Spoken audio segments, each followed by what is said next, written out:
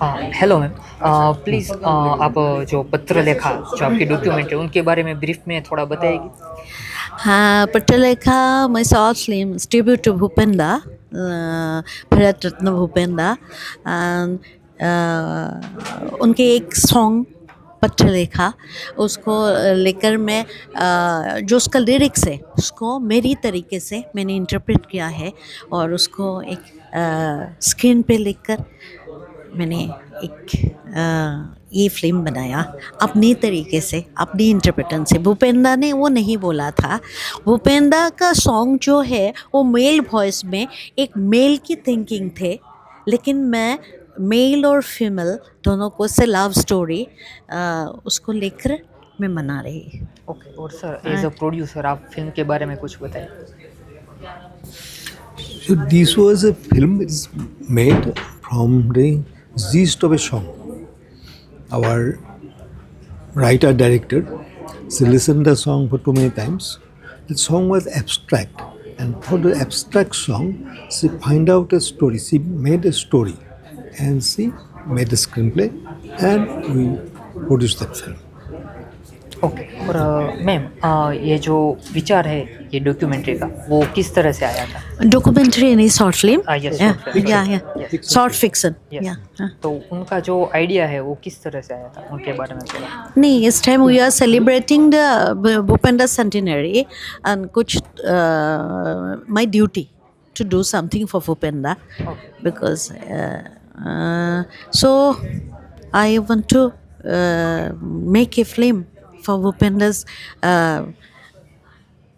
थोड़ा बहुत अलग तरीके से मैं सोच रही थी ऐसे बनाऊं, क्योंकि भूपेंद्र तो है नहीं तो उसके ऊपर कुछ किया जाए तो कुछ अलग करने का सोच रही थी। तो ये मेरा मन में आया, बहुत सारे थिंकिंग आ रहे थे तब।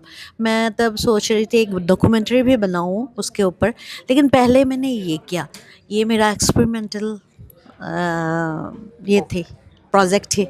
जी, और मैंने आपके बारे में पढ़ा था आपने गुलजार साहब की पोइट्री है वो आसामी में यस यस translate असम वो यस वो प्रोसेस और एक्सपीरियंस कैसा रहा था।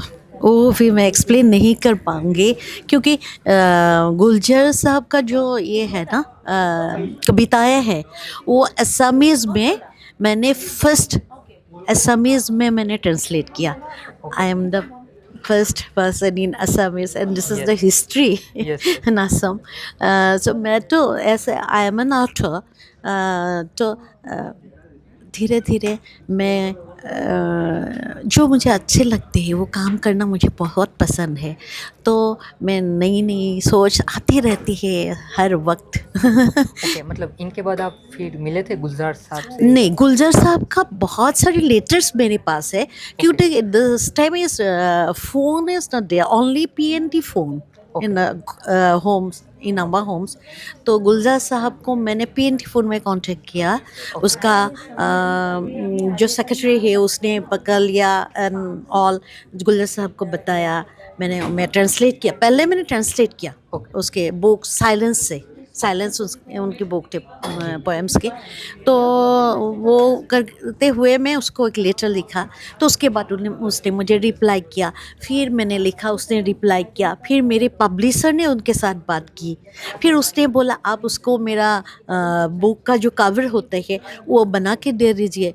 तो मेरा उधर बहुत बड़ी एक आर्टिस्ट है प्रणब बरुआ, अब वो इस टाइम इसमें नहीं है, अभी उसका देहांत हो गया है बहुत दिन पहले।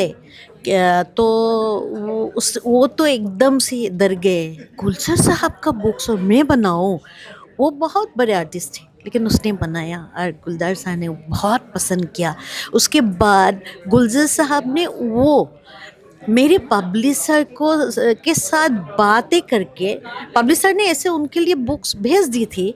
फिर नेक्स्ट टाइम उसने पब्लिशर के साथ बात करके उसको उससे मंगाया और बुक्स, क्योंकि वो चाहते थे उनकी फ्रेंड्स को वो गिफ्ट करे, असमीज़ जो लैंग्वेज में होते हैं वो बुक्स।